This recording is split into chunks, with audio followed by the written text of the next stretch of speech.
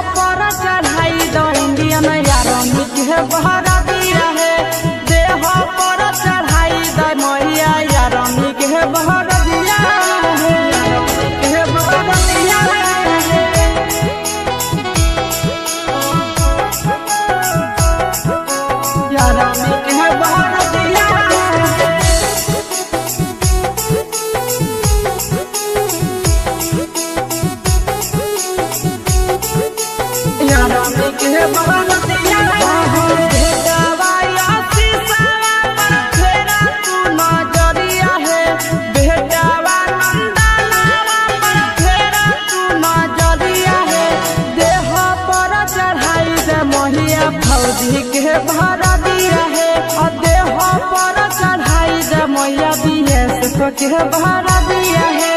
बेटावा दी के सावा पर फेरा तू नजरिया है। बेटावा न बिनावा पर फेरा तू नजरिया है और देह पर चढ़ाई दे मैया यारमी के भरा दिया है। देह पर चढ़ाई दे मैया यारमी के भरा